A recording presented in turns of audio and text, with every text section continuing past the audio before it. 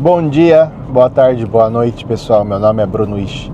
Nesse canal eu falo sobre meu trabalho que é como corretor de seguros aqui no Japão. Bem-vindo você que chegou nesse canal e não é inscrito ainda. Inscreve nesse canal para você me ajudar, para que as coisas, as informações e os vídeos que eu posto aqui cheguem até mais pessoas. Você que já é inscrito, comenta aí, curte esse vídeo. Se você já tem acompanhado faz tempo, tem 3 anos que eu faço esse canal e já alcançamos os 3.000 inscritos, graças a vocês, graças a Deus. Hoje é uma segunda-feira, dia 4 de março. Segunda-feira normalmente é minha folga. Eu não marco trabalho, contrato ou algo para estar fazendo na segunda-feira. Mesmo que me liguem ou mandem mensagem, se não for acidente ou problemas assim, tenha que guinchar, tenha que atender algo que aconteceu, né? Eu deixo para terça-feira, tá bom? Então mesmo que você me mande uma mensagem na segunda-feira, né? Se não for urgente, se tem que, tipo, faz um mitsumori, faz um contrato, né? Normalmente eu deixo para terça-feira, porque a gente precisa descansar. E hoje, né, por que eu tô trabalhando sendo que é uma segunda-feira? Porque era uma urgência, não, às vezes você tem que se encaixar. Lógico que se precisa trabalhar, né, eu troco esse dia e faço em algum outro dia. Eu tenho uma parceria com uma imobiliária, a melhor imobiliária do Japão, dentro do que eu conheço. Eu vou indicar, vou mostrar quem é no final da história, né, se você assistir até o final, tá bom? Por quê? Desde 2020 começou a dificultar as vendas e compras de casa, de imóveis aqui no Japão, por causa do corona que aconteceu, né? Deu uma crise no mundo inteiro, no Japão não foi diferente. Os bancos começaram a ficar meio receosos de não liberar o financiamento. Por quê? Muitos brasileiros são de empreiteiras, né? Então o serviço não é garantido.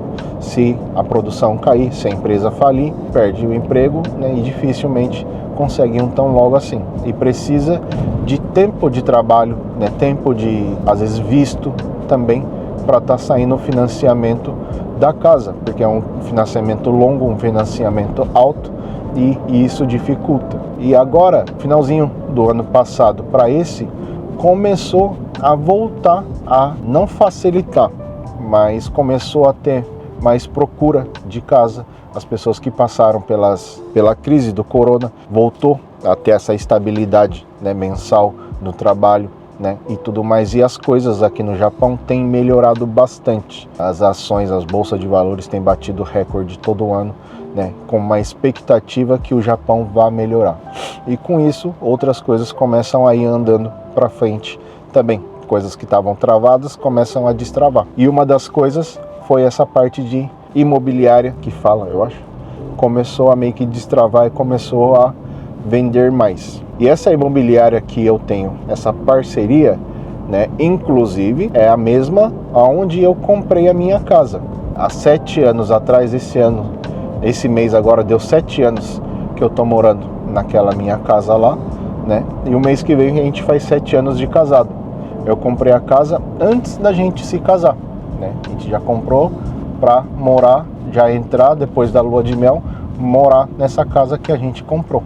A gente comprou com um funcionário de uma imobiliária na época, né? E agora ele tem a própria imobiliária. Ele é o Shacho, ele é brasileiro, né? Ele é formado aqui no Japão, como eu, a Yumi, ele veio menor, ele fez intercâmbio, fez faculdade, fez um monte de coisa aqui no Japão, né? E ele agora ele é o dono dessa imobiliária. E quando eu fui começar a trabalhar como seguros na época, eu cheguei no primeiro dia de trabalho lá, aí o chefe já me ligou, falou, onde que você vai hoje? Eu falei, como assim? Falei, vai visitar, vai sair fazer o seu trabalho agora. Aí eu falei, ah, tá. E a primeira pessoa que eu lembrei, né, para ligar foi essa pessoa. Eu chamei ele e falou, eu não tinha falado com ele antes, né, não tinha porquê também. Aí depois que eu comecei a trabalhar, falou, eu comecei a trabalhar com seguro. Ele ficou assustado, falou, entendi. E eu não sabia muito por onde começar também. A única pessoa que eu conhecia que estava trabalhando com alguma coisa assim era ele, fora as garagens que eu conheço, né? Então fui com ele, conversei e tal. Aí a gente tem essa parceria, né? Até hoje, desde vai fazer 7 anos, 6 anos, sei lá quanto tempo. Desde que eu comecei, na verdade. E agora A gente continua essa parceria. As casas que ele vende, apartamentos também, ele me passa todas as informações das casas e eu faço o orçamento e eu faço a parte do contrato dos imóveis que ele vende. A não ser que a pessoa já tenha alguém, né, fala, não, eu não quero, eu vou fazer onde eu quero, eu tenho com quem fazer e tudo mais, aí a pessoa se vira e corre atrás do seguro. Mas se não acontecer isso, né, 95%, né, faz comigo, né, com essa parceria que a gente tem, né, desde então. E agora tem aumentado bastante a procura por casas. E alguns vídeos atrás, né, eu falei sobre a declaração do seguro de incêndio da casa. No YouTube eu postei um videozinho curto sobre isso e algumas pessoas me mandaram mensagem falando: Bruno, dá para declarar a casa? Não sabia que dava para declarar a casa, que era isso, que aquilo, o seguro e tudo mais. Algumas pessoas que me mandaram mensagem, quando você compra uma casa, um bem tão grande assim que é uma casa, né, você precisa declarar que você comprou essa casa, né? O primeiro ano normalmente não, quase sempre você precisa fazer a declaração na Receita, levando todos os documentos da casa, documentos pessoais, escritura da casa e tudo mais, falando para declarar que você comprou essa casa. Aí depois do ano seguinte, aí consegue fazer pela empresa onde você trabalha e tudo mais, né? Mas algumas pessoas que me ligaram, nem essa primeira tinham feito. Então, às vezes pode ser que lá futuramente venha uma cobrança a mais por ter demorado de ter feito essa declaração que comprou a casa. Eu falei, dentro dessa conversa que eu fui tendo, a pessoa falou: não, nunca declarei a casa não. Eu falei: caramba, mas onde que você comprou a sua casa? Sua imobiliária, assim, eles não te orientaram a fazer a declaração e tudo mais, os documentos? Aí ficaram: não, eu só comprei e depois nunca mais tive contato com a pessoa. E é um erro isso, né? Tanto da parte da imobiliária de ensinar como que tem que fazer, e o da pessoa também tem interesse de fazer isso, né? Não sei qual foi o erro aí, né? Mas essa imobiliária que eu tenho, que eu mesmo comprei casa, meus pais compraram casa, meu cunhado comprou casa com eles, um monte de gente, mais de 10 casas, no mínimo umas 10 casas a gente indicou, ou foi através da gente, né? Ou da família, ou por mim mesmo. Por quê? Porque o trabalho que eles fazem é um trabalho muito correto, transparente, claro, fácil de entender e não tem nada de rolo.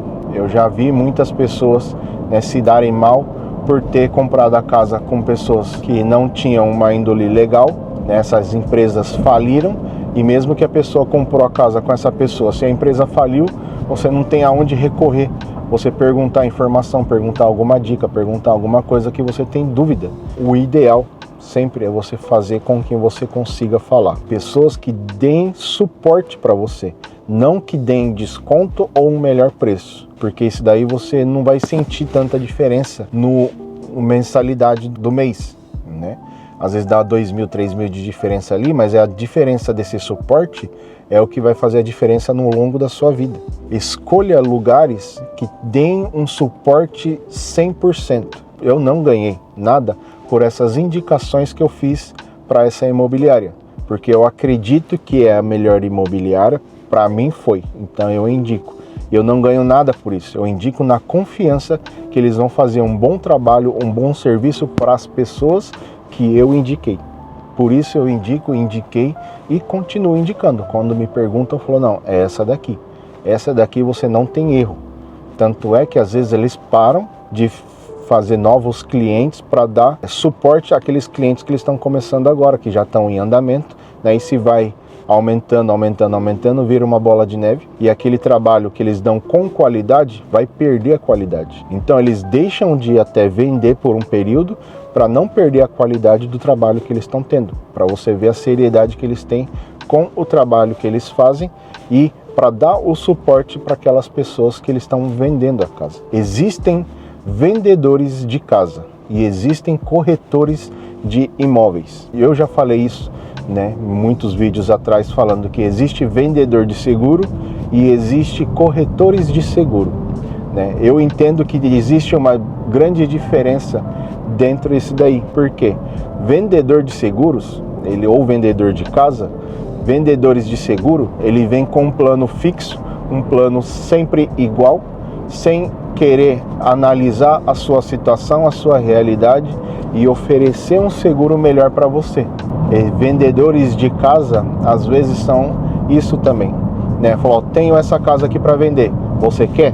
Custa tanto. Sem sentar com a pessoa e ver se aquela casa está na realidade da pessoa. Quando eu fui sentar com essa empresa para procurar a nossa casa, eles fazem um monte de questionário, conversando com você, discutindo ali com você, para até chegar a uma conclusão, falar, isso daqui é o que encaixa para você. E eles dão várias ideias, eles pesquisam dentro do mercado baseado na sua realidade, falam, ó, tem essas 5 casas, tem essas 10 casas, vamos visitar essas casas? Casa usada, casa nova, apartamento novo, apartamento usado, tudo que tiver dentro do seu alcance, eles levam para você ir ver. E dentro disso, você faz a escolha. Eles dão todos o bônus, o ônus de tudo, aquele imóvel que você foi ver, e para te orientar, falar, ó, esse daqui é assim, mas esse daqui é assim, esse valor está um pouco mais alto, mas fica mais perto da sua empresa e você vai economizar com tempo, com gasolina, com o seu físico de cansaço ou não, né? Isso eu acredito que é um corretor. Corretor não é pegar, vende, enfia para a pessoa e não sabe se a pessoa vai dar conta de pagar ou se a pessoa vai dar o melhor para a pessoa. E eles fazem o melhor para a pessoa. Eu acho que é ideal.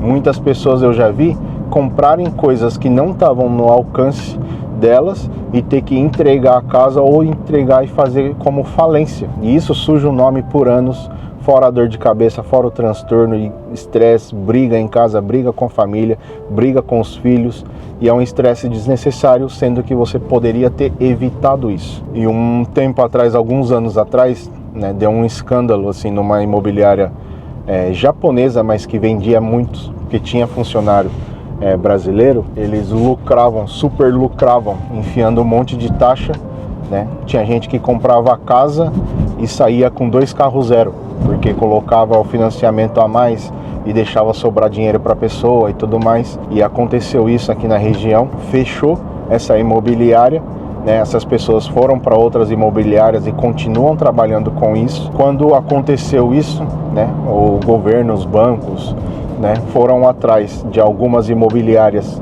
que vendem bastante para estrangeiros, né, tentaram achar alguma coisa de errado nessa imobiliária, né, mas pela transparência, pela honestidade do trabalho que eles têm, assim, eles não tiveram nada que fosse algo de errado ou que o banco pudesse confiar, né. Algumas imobiliárias não fecharam, mas ficaram com o nome sujo, porque tinha coisas erradas na parte do contrato, na entrega da casa, tinha cobrado taxas que não eram necessárias fazer. Isso muitas vezes, até com seguro de carro, né? As pessoas já me falaram, né? Falando, se faz com brasileiro o seguro fica mais caro. Eu falei, não, se você fizer com a mesma seguradora em Okinawa, em Hokkaido, em Aichi, Fukui, o valor é o mesmo. A diferença é que você está fazendo com quem você consegue se comunicar.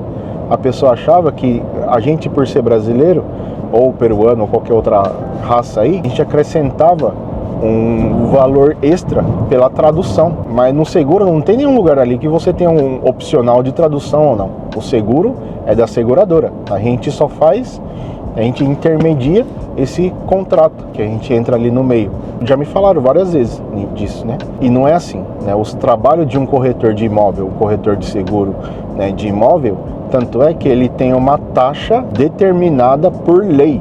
A taxa do corretor é essa. Ele não pode cobrar por tradução, ele não pode cobrar por isso e aquilo. A taxa dele já está determinada ali. Então, se a casa custa 10 milhões, ou 20 milhões, ou 50 milhões, a taxa de corretagem dele é igual, entendeu? Então, o seguro também, se faz comigo ou se faz com o japonês, se fizer o mesmo plano, o seguro é igual, o valor vai ser igual também. Então, não tem diferença nisso. A diferença é que, ao invés de você fazer com o japonês, que você não consegue falar, você está fazendo com o brasileiro que fala a sua língua e fala a língua japonesa também. Isso é o potencial que a gente tem. Ele também tem esse shacho, né? O dono da imobiliária, ele fala 4, 5 línguas, né? E ele vende para filipino, para japonês e outros, né? Tanto é que esse mês está tão ensogashi que ele parou de fazer os contratos, pegar clientes novos, para que não atrapalhe nos contratos que já estão em andamento e não perca a qualidade do trabalho dele. Tanto é que ontem, domingo, eu fui fazer 2 contratos do incêndio da casa, né? Hoje eu fiz mais 2, hoje eu fui de manhã e agora eu tô voltando na hora do almoço, né? Ainda dá para descansar o dia inteiro ainda. E na quarta, essa quarta ainda, eu tenho mais um para fazer. Então só nessa uma semana, fora 2 que já tá feito o contrato. Então são 7 só esse mês que eles vão entregar. Tem alguns que é pro mês que vem, né? Mas de contrato que eles estão fazendo foram só 7. Só 7 não, foram 7 contratos que eles estão fazendo. E a imobiliária, então, eles sozinhos praticamente, né? Como o Chateau, né? Tem outros funcionários que estão ali para ajudar na parte do escritório, de contrato, preparação, divulgação, rede social, né? E tá indo muito bem, né?